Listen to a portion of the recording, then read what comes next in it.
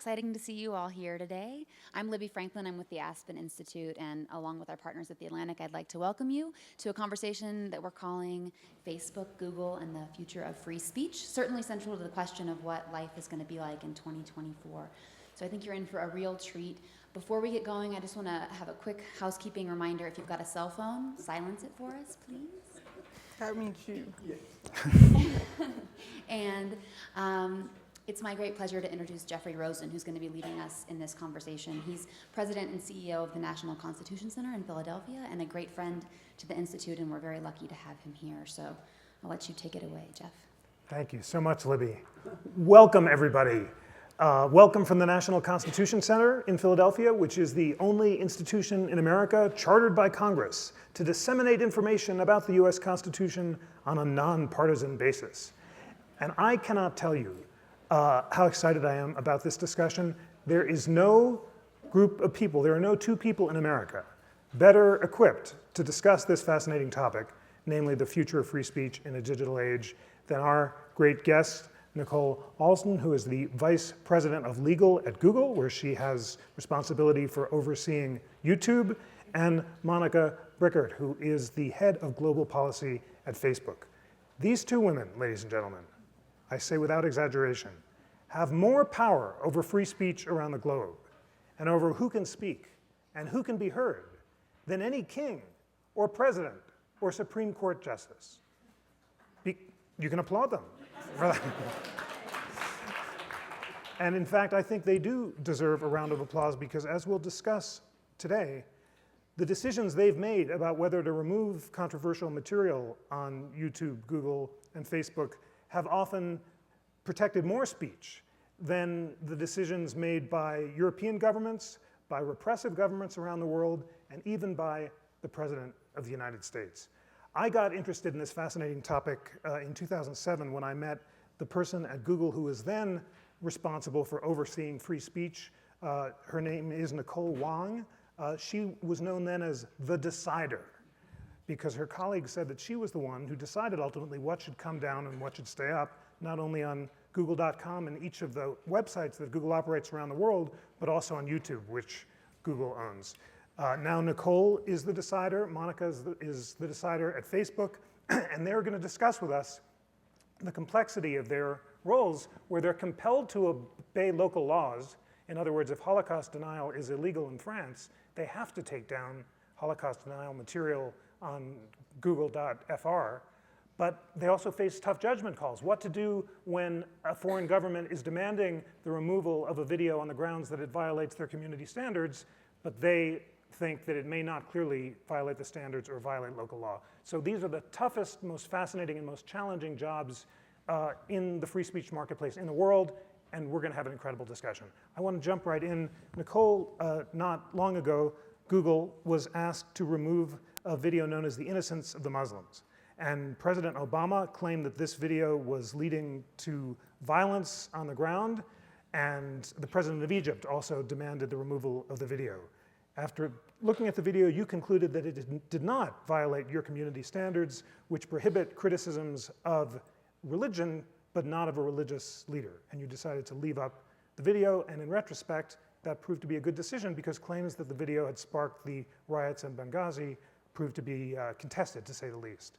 Tell us more about that decision, how you made it, and what it was like to be in that very tough position. Sure. So first I want to say I am not the decider at Google YouTube because these are very important decisions. They often get escalated very high up. Larry Page is the CEO of Google, and he often is involved in decisions when they come up for Russia or Turkey or China or Germany, as you mentioned. So I'm not the only person that makes the decision. For Innocence of Muslims, I was the person that received the phone call at 7 o'clock in the morning telling me that Ambassador Chris Stevens had been killed. Actually, my son answered the phone. They jumped right into the fact that he had been killed, and my son was like, I think you want to talk to my mom.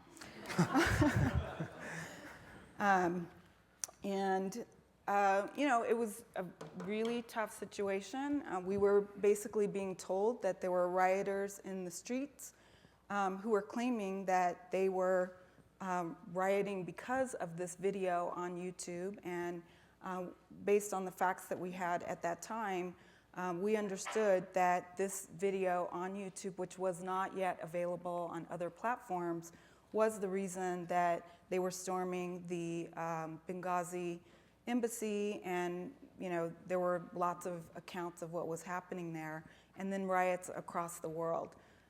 So we did actually make the decision to block the video temporarily in Egypt and Libya until things stabilized and until we could figure out more about what was happening. And people were being killed. There were stabbings in Pakistan, riots actually at Google buildings in London, Thailand. San Bruno was on, that's where YouTube is in California, was on alert as well. And we received government requests from probably 30 countries to remove the video. I received personally written letters from kindergarten students across the United States begging us to take the video down.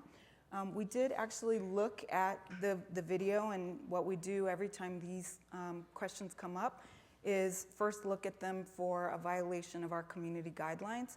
Facebook also has a community guideline because we recognize that free expression is not absolute, and we definitely want YouTube to be a particular type of platform.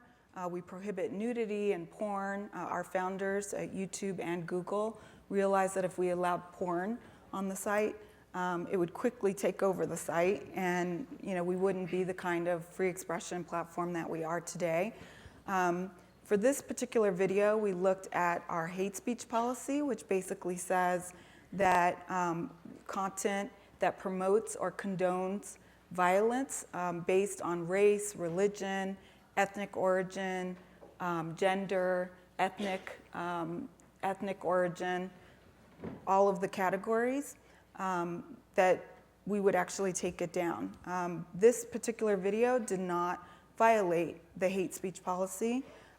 It was a commentary on the authority of Muhammad as opposed to directly about Muhammad. It was critical of religious texts and stories and the Prophet, but there were no statements directed towards Muslims. And in fact, the good guys and the bad guys in this B-movie film, which for the record was very offensive to me, but this is not, we have to actually protect speech even if it's offensive or controversial, and in this case it certainly was.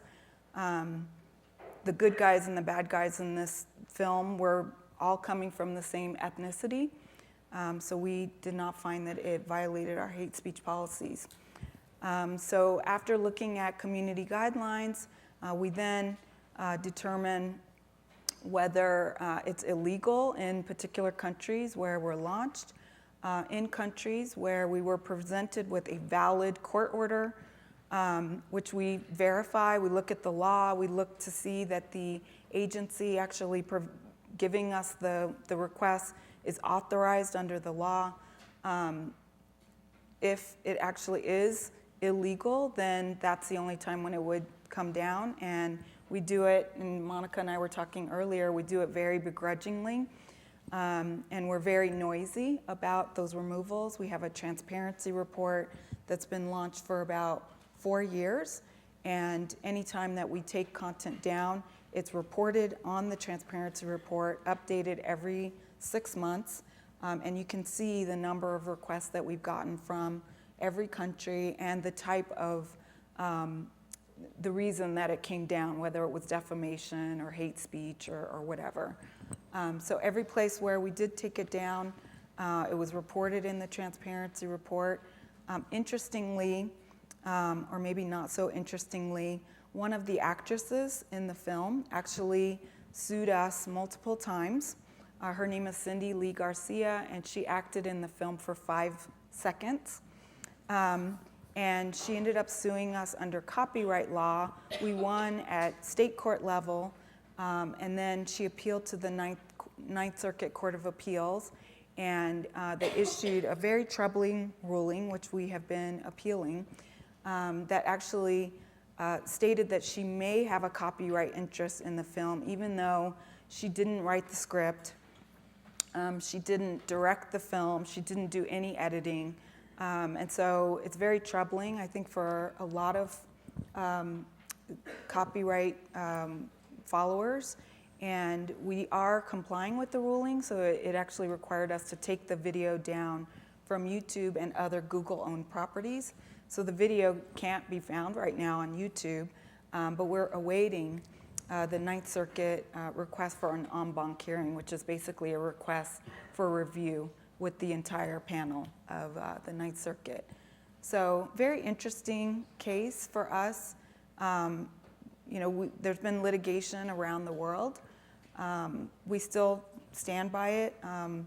I should say that in Egypt and Libya, where we temporarily blocked it, we did actually reinstate the video once we figured out that things were calm and the video was actually available elsewhere on the internet.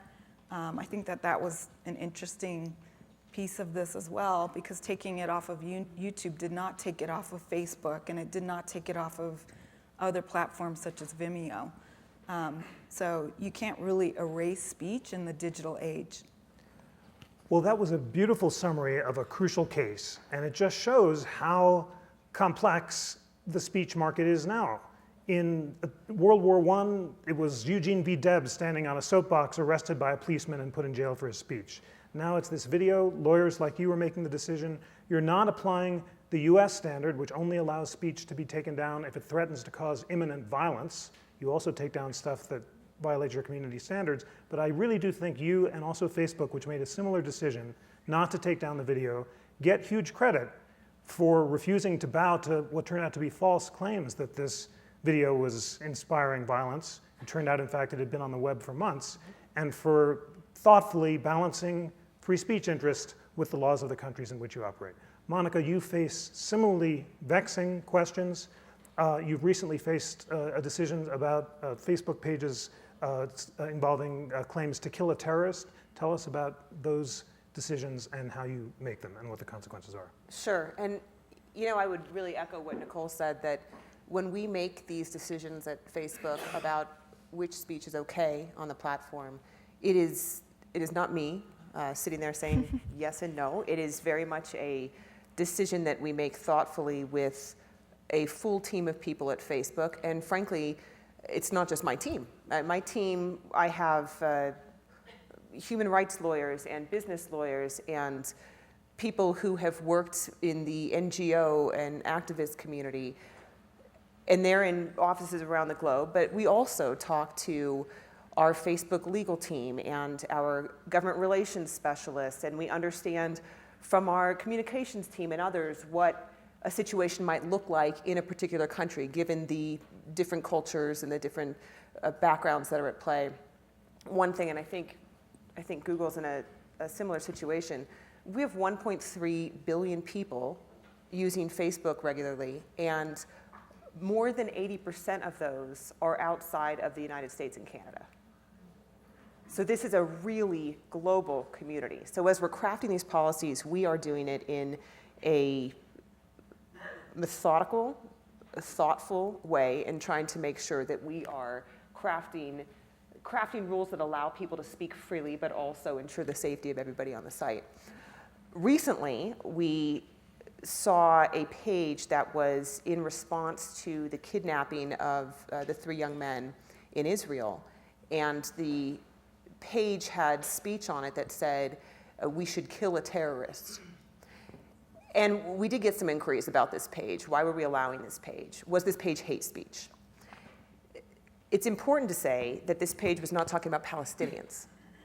It was talking about terrorists. Like YouTube and Google, we do not permit hate speech on the site. And what we've really focused on is speech that there's no uniform definition for what hate speech is around the world, but we define it as a serious and direct attack on somebody based on that person's religion or race or national origin, so forth and so on. So in this case, we looked and said, this is not targeting Palestinians. This is speech that is about terrorists. We didn't find it to be particularly credible or either. It was sort of general, everybody ought to think about this when we think about this kidnapping. So we decided to leave the speech up. Just a word on how you chose your definition of hate speech. As I mentioned, it's not the US legal definition, which only allows speech to be banned if it threatens to cause imminent violence. And Twitter has a definition closer to that US First Amendment standard. Both you and Google allow the banning of more hate speech. How did you choose your definition, and do you think it's a good definition of hate speech? You're right. We don't track any particular one legal system. We think about, for our global community, what's the rule that makes sense for keeping people safe? And it's also important to think our mission is about connecting people. We want them to come to the site. We want them to connect. We want them to talk. We want them to share. They're not going to do that if they feel that they are unsafe or that they are being attacked based on their race or religion. So we've designed our policy to focus on attacks on people. So you can talk about your feelings about religion, and you can criticize religions, you can criticize institutions, you can dispute factual events. What you cannot do is attack a person or a group of people based on one of these characteristics. That's the same for YouTube. A good example, you can have content that says death to America, but not death to Americans. Right. That's the same. A fairly Clintonian distinction. You know, I'll tell you though, the reason I don't think it is. I'm sorry for bringing up that example now. No, but how do you, but that's a tough one to enforce too. Let me ask you this. Who enforces this? So when I went to YouTube headquarters in San Bruno a few years ago, it's an old Gap store. And the guy who was taking me around said, try to identify the first responders who are looking at the YouTube videos and fielding complaints from users that stuff violates community guidelines. Try to identify them. So everyone looked exactly the same. They were all wearing t-shirts and flip-flops, and they were 22 years old, hunched over their laptops. Except for me. Except for, you were very glamorous, and I'm not sure I saw you at the time. I couldn't identify them. He said, you can tell them by the porn that's flickering on their laptops. That's right. So basically, there are these kids in flip-flops are making these spot decisions about whether it's porn or not, whether it's death to America or death to Americans, and then it escalates up, to the international responders in Dublin and so forth, and eventually up to you. Is that a sane way to run a free speech system? Well, first I want to say, and I think I speak on behalf of Monika as well, that we have this robust community. We have 1 billion users coming to YouTube every month. We have, just to put this in context, we have 100 hours of video uploaded per minute to YouTube. That's an insane amount of content. And so we can't possibly police that content on our own. And so we have a flag system. We actually rely on our user community to help us identify what content is appropriate or not. So all of those people in flip-flops are actually looking at flagged content. We algorithmically identify like nudity and that sort of thing as well. But the vast majority of the content that they're looking at is coming from flags, and there's a system both on Facebook and YouTube where there's a little flag. That's not a flag. I think we're okay. Okay. A little flag that users can check and basically say this is problematic content. They can say that it's hate speech. They can say that it's porn. They can explain why they consider it to be problematic content. And that funnels to the system. So I do believe that that's a lot more sane. It's the gray areas where we actually have to make calls where we're talking about political speech or religious speech or something like that.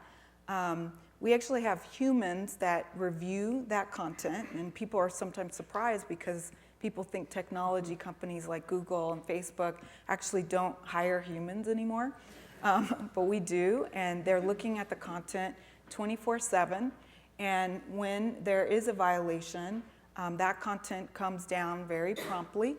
If there's multiple violations, then accounts are blocked very quickly, and I believe that it works. Monika, do you believe it works, or is it too big a job for you and for your first responders? Would it be better if democratic governments around the world made recommendations about what speech they thought should be removed? Or are you, on balance, do you think that this current system protects more free speech than the alternatives? I think the system's definitely working, and it's, for reasons I'll get into in a minute, it's the only way that we can meaningfully have a set of global policies for a product like Facebook. When people interact on Facebook, and this is likely true for many people in this room, you're not just interacting with people who live in the United States. You're often interacting across borders. So the nature of the product and the way that people use it means that we have to have one set of policies for what's acceptable. We can't rely on any one legal system. We have to come up with our own policies. And the way that we make sure that we're enforcing those policies consistently and fairly is we've got really two sets of policies. We have, if you think about it as sort of an iceberg, we've got the part that's above the water, and that is if you go to Facebook's community standards, what you see, that's the we don't allow pornography. And then you have the part that's underneath the water that's frankly very big that says, here's what we mean by pornography reviewers, because we do have people around the globe, 24/7, who are looking at content that has been reported for violating our policies.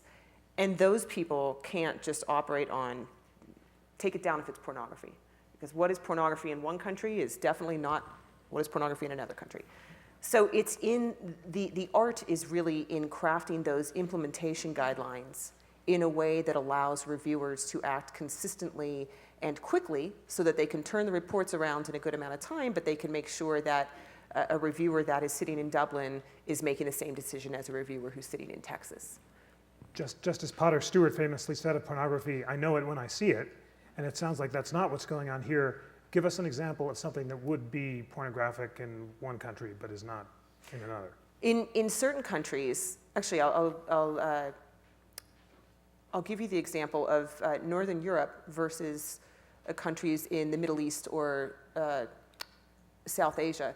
In Northern Europe, we see that there are artists who take, for instance, nude photographs, and that those artists and their work are viewed as important cultural contributions. It's an important part of being a member of this society, a member of this community. So telling people in those societies, this artist who's very important to you, we see as a pornographer, would not be a good thing to do, and it's not really how we feel. So what we've done with our policies is we've said nudity and pornography are covered, and some nudity that is artistic or innocent may well be blocked, because we want to make sure that our reviewers are able to, if you tell 10 different people in 10 different countries, you distinguish whether or not this is sexual and whether this is pornography or whether this is artistic nudity, you are not going to get the same answer from all those 10 people. So we craft our policies to keep in mind, what does it look like to the Northern Europeans? And then what does it look like if we have, and this happens, this definitely happens, we will get reports from people in countries, let's say in the Middle East or in South Asia or even in some other countries. They'll say, these people are wearing bikinis and they're in sexually suggestive poses. Why would you allow this on your site? And it's frankly very hard to craft a set of policies that takes into account that sort of broad cultural spectrum. So the keys for us are, let's be very transparent. We say in our policies we don't allow nudity. Frankly, the policy is more blunt than we would like it to be. We say we do allow breastfeeding. Well, what does that mean? And so our internal implementation guidelines for what constitutes breastfeeding is something that is very, very important. And when it comes to that, we're transparent, but we're also listening. Anytime that somebody reports something on Facebook, and every piece of content on the site can be reported, you're given access to what we call a dashboard. And much in the way that you can track a package that you might ship through the mail, you can track what happens to your report. And so you can see how did we action this, and then you can also provide information to Facebook. If you're the person who has your content removed, you can appeal to Facebook and you can type in there, here's how I feel about your policy. And we're listening to that feedback and trying to make sure that the policy lines we're drawing are accounting for this broad spectrum of opinions. Nicole, we've been talking about hate speech and pornography, but much of your interactions involve requests by foreign governments to remove videos that they find offensive. And Google and YouTube have famously tussled with the Turkish government, which prohibits criticisms of Kemal Ataturk. And I gather there were some YouTube videos where Greek football fans said that Kemal Ataturk, the founder of modern Turkey, was gay, and that's very illegal in Turkey, and you had to decide whether or not to take it down, and were blocked in Turkey for a time based on your decisions. Tell us about your tussles with the Turkish government and what that says about YouTube and Google's relationships with foreign governments around the world. So, and just to add to the last question, not the one that you had before, I feel like the biggest danger to free expression is governments around the world and the rules and laws that they are placing on free speech. We see it in Russia, we see it in Turkey, and I'll talk about that in a minute. But Google services have been blocked or disrupted in 32 countries. That's very significant. Earlier this year, YouTube was the only place that Ukrainian citizens could see violent riots that were happening in their country because the government-controlled media outlets had blocked it. The same for Olympics in Russia. During the opening ceremony, one of the rings actually didn't light up. Russian citizens did not see that fifth ring light up, whereas the rest of the world saw that, oh my God, there had been a little mistake. So I do feel like the governments around the world are the bigger danger, and a third of internet users around the world are actually living in countries where filtering is happening very regularly. It's a part of life there. They're criminalizing speech. People are actually taken to jail. Half of all journalists around the world are actually in jail due to government rules and laws that have been put in place. So I do think that that's where the danger is. For YouTube in particular, we were blocked earlier this year as a result of a number of videos. Actually, interestingly, the Ataturk videos, our policies definitely take into account the cultural norms of each particular country. So we're not blind to the Muslim countries and their cultural norms. We're not blind to the fact that in Thailand, you can't criticize the Thai king. We're not blind to how offensive it is in Turkey to criticize Ataturk. So actually, when a request comes in from Turkey that relates to a criticism of Ataturk, our policy is actually to take that down because it is illegal there. Now, we only block in that country, on the country lens, so if you switched, you could still see the content under .com or France or whatever. But there were Turkish elections earlier this year for the prime minister, and there were a number of wiretapped videos that were basically exposing corruption of the prime minister, and those fell under new laws that government officials had recently been given the power to block even without a court order. So we actually were blocked for about 2 months, and we actually filed about 7 lawsuits to get reinstated. And the highest court in Turkey actually found that it was illegal for them to block the entire YouTube site as opposed to specific URLs, which the law actually provides for them to be able to do. It's also how Twitter was unblocked because they had been blocked as well. And so now I think going forward, it may be a little harder for Turkey to block us based on this high court ruling there. But we do expect, with elections coming up for the president this time in August, that we'll see more activity there.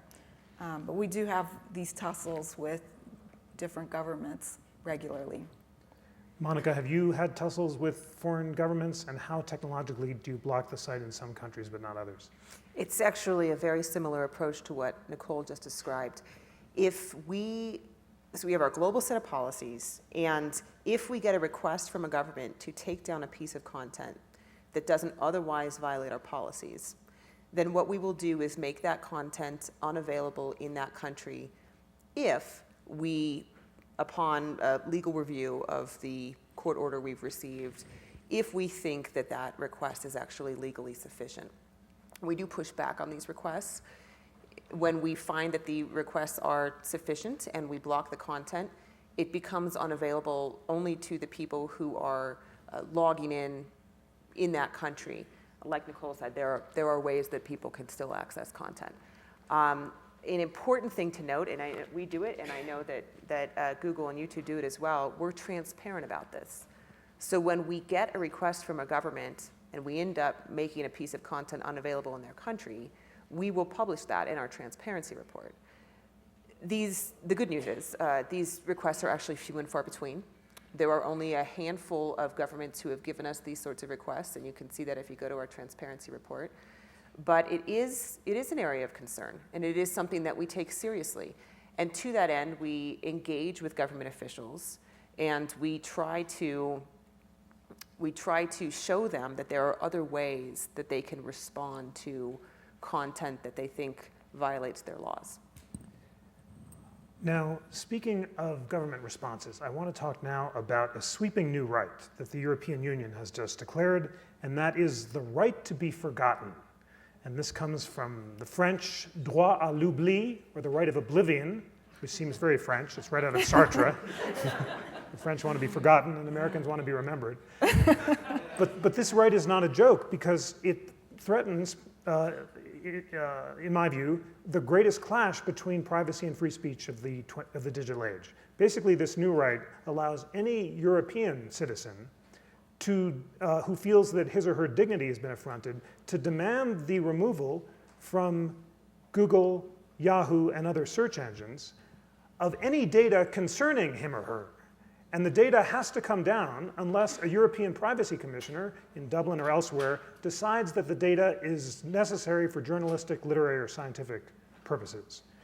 And this is very much in tension with the American tradition, which says that speech has to be protected if it's truthful but embarrassing, and can only come down if it's illegal in some ways.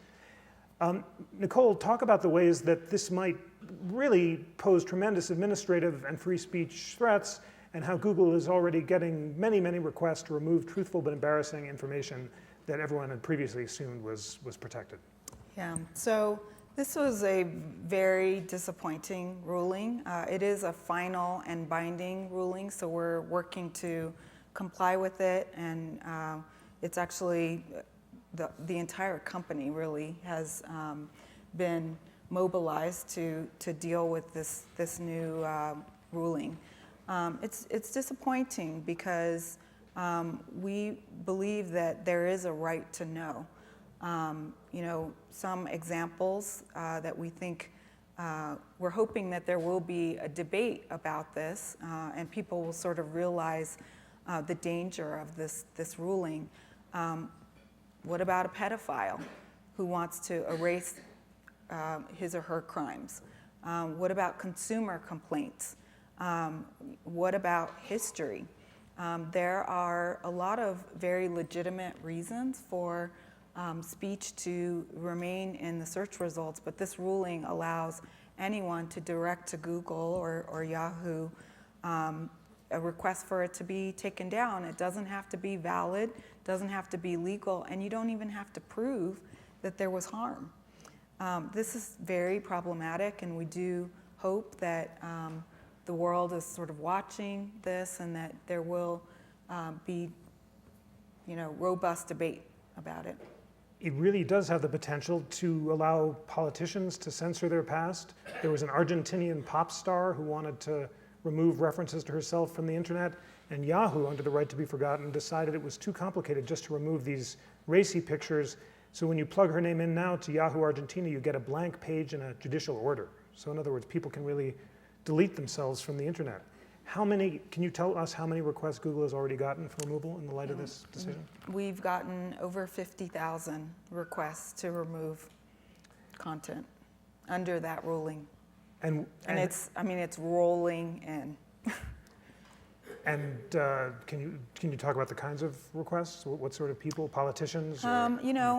It runs the gamut. It is politicians. It's everyday people. We've gotten requests from a lot of celebrities who want their image to be pristine or only shown up in a certain way. So really, businesses, we've seen a lot. Now, this only applies to citizens of the EU.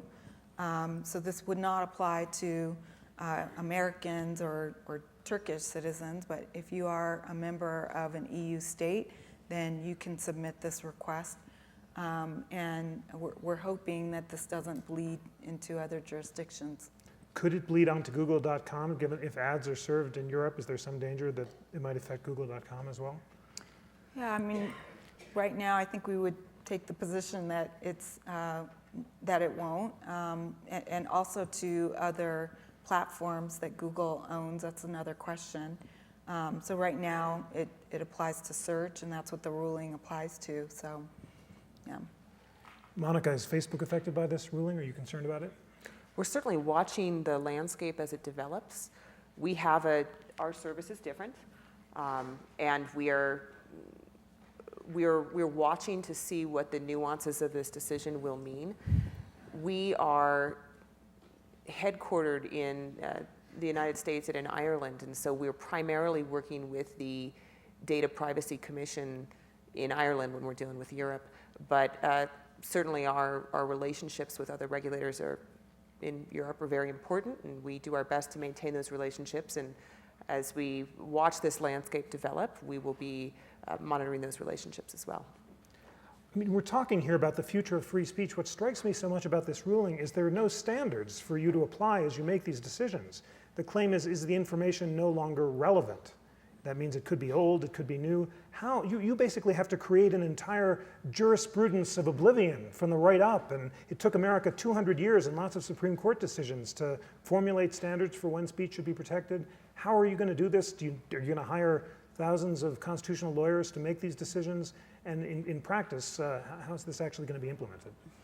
Yeah, so that's sort of in the works right now. We're working to comply with it, and so you will probably start seeing removals in the coming weeks. And we're also working on how we make it transparent that a piece of content, a link, has been removed for a specific query. This only applies to people. It only applies when they're searching on themselves, so it doesn't apply to other random queries, so that's helpful. But I think that we're going to see a lot of activity in this area, and Google certainly expects that. We have hired vendors to help us comb through over 50,000 requests coming in, and we're definitely working to establish the parameters of what actually would rise to the level of being okay to remove under the ruling. And there's some stuff that just won't. And so there is going to be debate about that, and we expect that there will be a lot of activity in this area. So Monika, one approach to the future of free speech is for governments to declare broad new dignitary rights, and that's what's going on in Europe. What are alternatives? At Facebook, you found that counter speech is effective, and if someone feels their dignity is affected on Facebook, you don't need to sue in a European privacy court. You can ask the other user who's affronted you to remove the speech. Tell us about effective counter speech. Absolutely. When we talk about counter speech, there are a number of different forms that can take. One thing, for instance, an example that I'll give you that was successful on Facebook during the development of the marriage equality legal landscape in the United States, we saw some pages that said marriage equality well, they didn't call it marriage equality, but gay marriage should not be allowed. And there was a counter speech campaign in response to that. Saying gay marriage should not be allowed is not something that violates our community standards. This is, you're talking about whether or not the law should permit a certain behavior. So it's political speech. But what we saw was that there was actually a lot of counter speech by people saying marriage equality is entirely appropriate and in fact is people's rights. And now if you go on Facebook and you look up gay marriage, you will see a page that says, you know, we're against gay marriage, and I think it has maybe 6,000 fans. And then you'll see pages saying we support gay marriage, and there you've got about 600,000 fans. So the message, which I think is perhaps more intuitive to us as Americans growing up in this landscape of where there is more free speech, is if you don't like something, speak up. And if you see ignorance or you see hate, speak up and educate people. And it doesn't necessarily have to be to the person who's saying something offensive. It could be creating a different page, as speaking out in the community, trying to reach young people, trying to reach people who are going to vote on a particular issue. So that's anecdotally where we see counter speech. Now, what does the data say? The data actually shows that counter speech can be very, very effective. We are using a set of tools on Facebook now, which we call our social resolution tools. And this is basically a vehicle for people to resolve disputes among themselves rather than reporting something to Facebook and having us get involved. So the basic case would be, you go to Facebook, you see a photo that I posted of you, and you don't like the photo. It doesn't violate our policies, but you want it down. And actually what a lot of people will do in that situation is they'll just report it to Facebook. And the vast majority of reports that we get from people don't violate our policies. It does tend to be this sort of, I'm not super crazy about this photo, or I don't really like this political speech. So what we now do is we give people the option. You can report this to Facebook, but we also tell them it's actually very likely that if you reach out to Monika and ask her to take this photo down, that she'll actually take it down.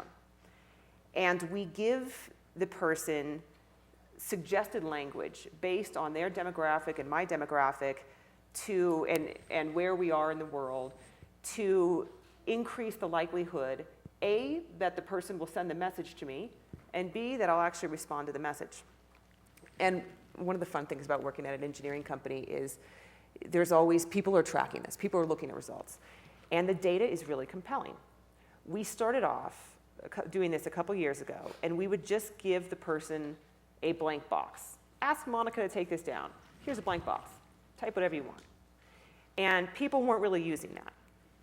Then we started working with language researchers at Yale and at Berkeley on using this emotionally rich language.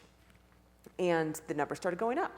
Then we started playing with it for different jurisdictions because frankly, the way that we speak in the US tends to be pretty polite. Like if I was reaching out to you, I'd probably say, hey Jeff, sorry to bug you. I saw that you posted this photo.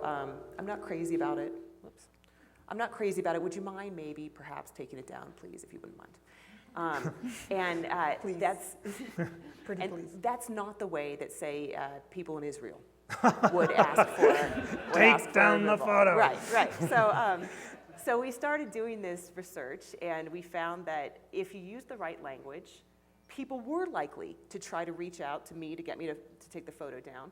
And in the majority of cases, I would take the photo down. So in the majority of cases when people get these requests, they take down the offending piece of content, whether it's a photo or text or whatever.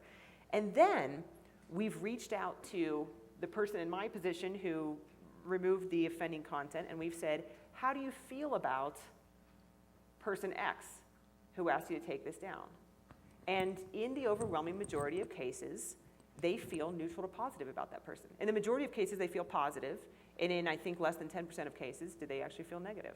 So this taught us something, which is there is hope for the idea that people can work out their differences in the majority of cases. It doesn't have to be, Facebook sort of policing all the time. Counter speech can be speaking up against things to bystanders, but it can also be learning the appropriate language to get somebody to reconsider a position they've taken or something they've said. Great. We're going to go to audience questions in one moment, but I want to ask Nicole this question, and then we'll have some questions, and then I want Monika to finish. This is a track about civil liberties in the year 2024. project yourself forward. Do you think that the free speech landscape will be more or less free in 2024 than it is now, and why?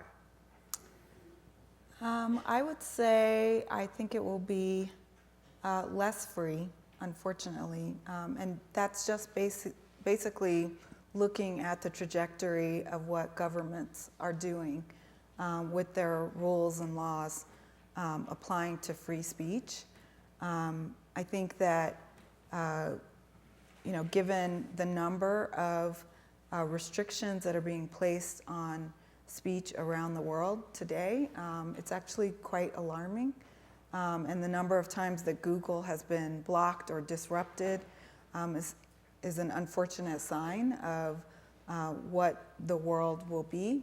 I do think the positive is that we are in the digital age, and I think it's very difficult for governments to keep speech out, right? I mean, Absolutely. if the content is not on YouTube, it's on Facebook or it's on Vimeo. I mean, we learned that with Innocence of Muslims, with every controversial video. It's not enough to take it down from one platform. The internet is ubiquitous. Everyone has cell phones. Everyone has, different mechanisms for accessing content. That's only going to get better over time. So I think that is the one thing that is perhaps the good news for 2024.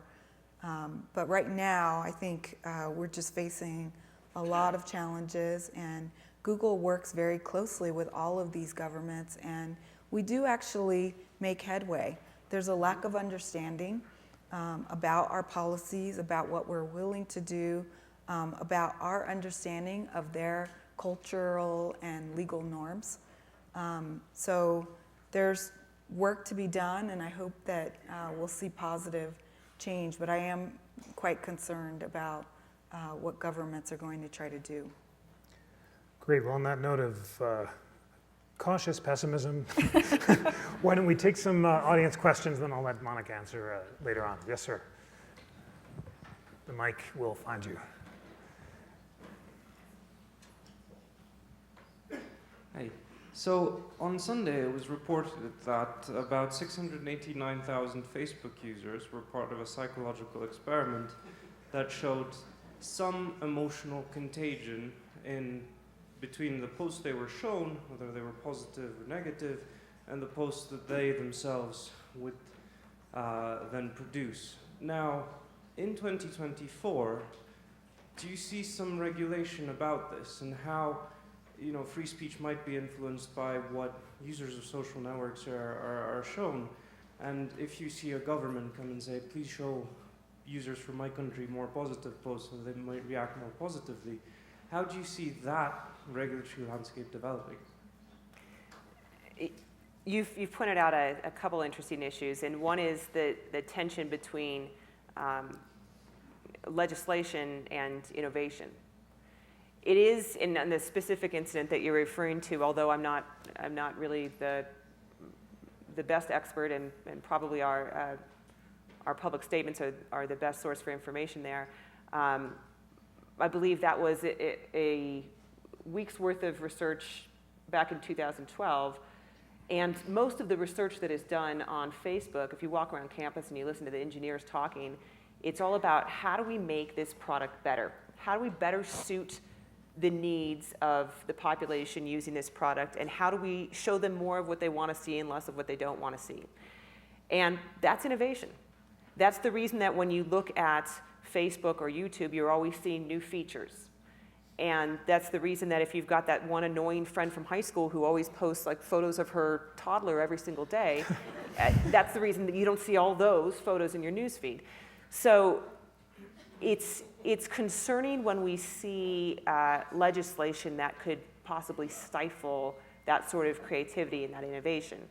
At the same time, it's incumbent upon us, if we want to make sure we don't see that legislation, it's incumbent upon us to make sure that we're transparent about what we're doing and that people understand exactly why we're doing what we're doing. So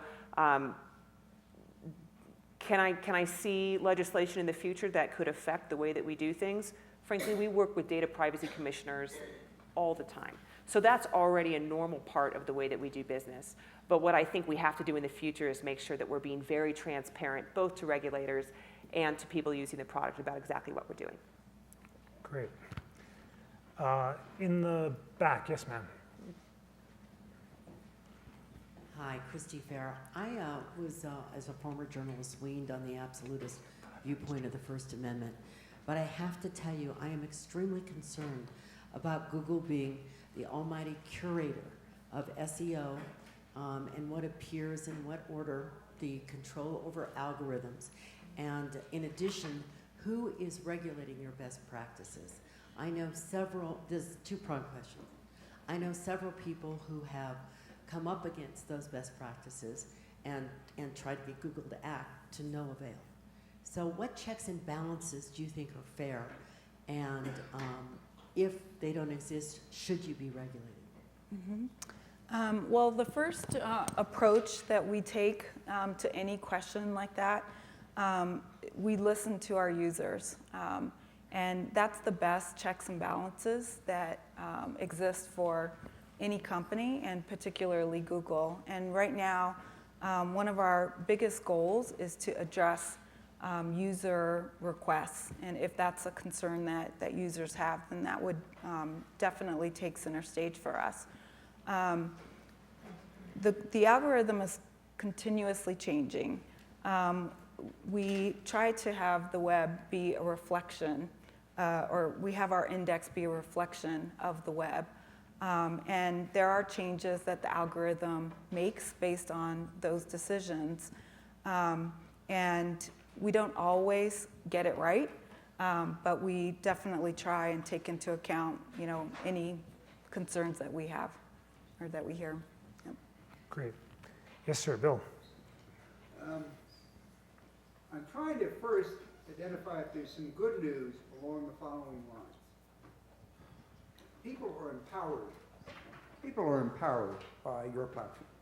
Hugely empowered. I'm empowered. I've had articles published which are accessible on your platforms. That's a massive difference. You don't have to go to some dusty bookstore. It's there. Now, this empowerment should lead to a lot of people of goodwill forming networks where they seek arguably virtuous outcomes like more democratic, transparent governance in the places that they live. And it should be leading to messily, slowly, but inevitably a better world. But then a question comes, and I'm going to use a very specific example in Turkey. Mr. Erdogan is in the process of offending the most educated, talented, creative element of his country, the kind of people who would come here to the Aspen Ideas Festival. So let's assume there's a new Turkish civil rights movement, and it's pretty clear to you at Google or at Facebook that this commands the support of a majority of the urban middle class in Turkey. And Mr. Erdogan, who's already moving in a very autocratic dimension, says, this is a political threat to my authority and the power of the Turkish government, and I'm going to shut the whole thing down.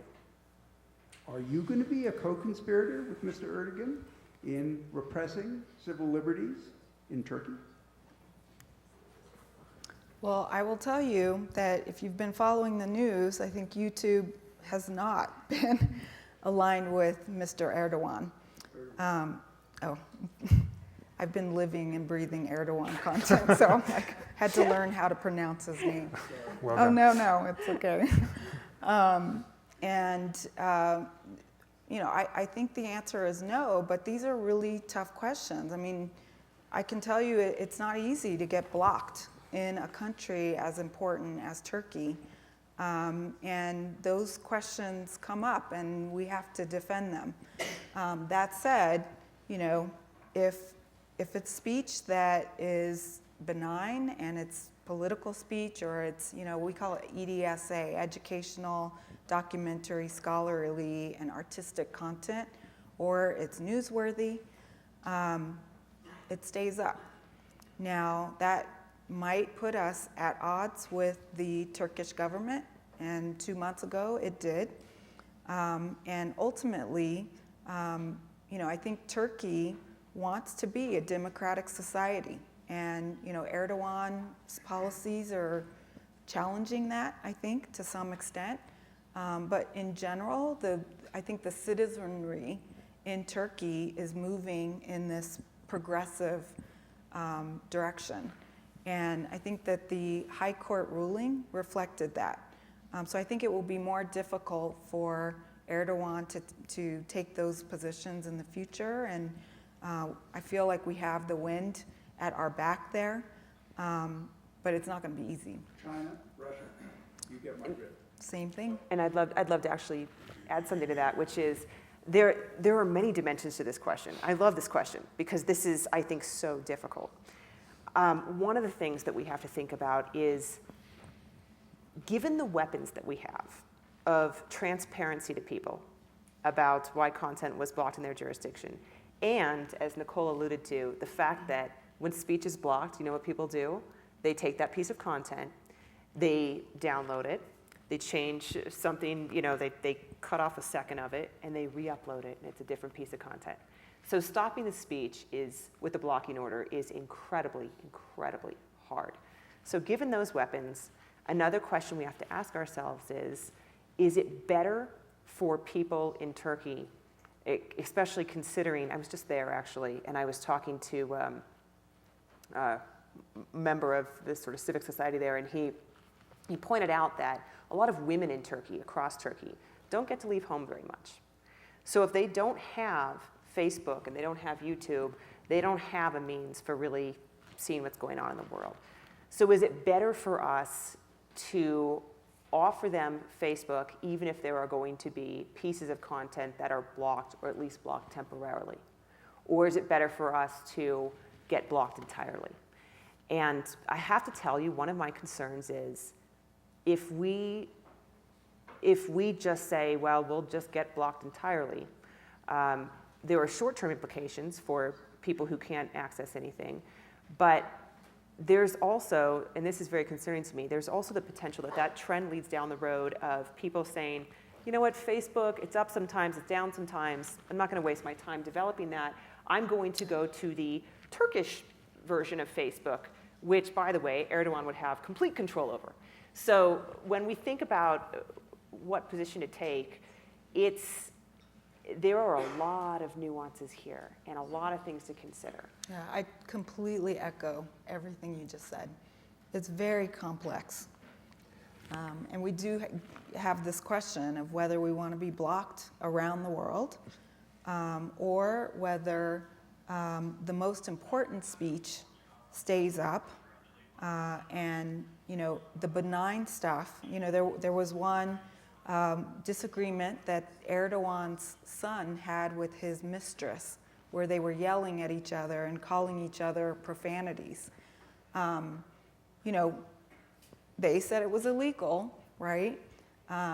And we were kind of like, this is not illegal. It's a fight with his girlfriend. And is there public interest? Yeah, maybe, because it's the prime minister's son in an argument with his, mistress. But in the end, was that what we wanted to fall on our sword for? Would we much rather actually keep up some corruption video that shows, Erdogan buying somebody out or bribing someone? Like, that's what we want to fall on our sword for. This argument with the mistress where they're like screaming profanities, it's probably not worth it. But it just showcases how difficult the decisions are. Well, the one rule of Aspen panels and free speech is that they have to end on time. I'm going to give Monika the last word, but I'm going to give Monika the last word, and then I'll thank our panelists. Monika, will speech around the globe be more or less free in the year 2024, and why? I actually, we were saying earlier that we were maybe cautiously pessimistic. I have to say I'm cautiously optimistic. I have tremendous hope. And the reason is transparency and the growth of the internet. So we're seeing more and more people online. It's incredibly hard to stop the spread of speech. we have the power as companies to tell people when their speech is being restricted, and people are not shy about coming together to stand up for what they think is right. Even in countries with the most oppressive regimes, we see people taking heroic actions where they come together and they stand up for what they think is right. The internet is going to empower these people. So when I look towards the future, I see hope. Great. Well, I began by saying that both of you have more power over free speech than anyone in the world, and I want to thank both of you for the intelligence, sophistication, and nuance with which you are approaching these most complicated of all questions. Please join me in thanking our panelists.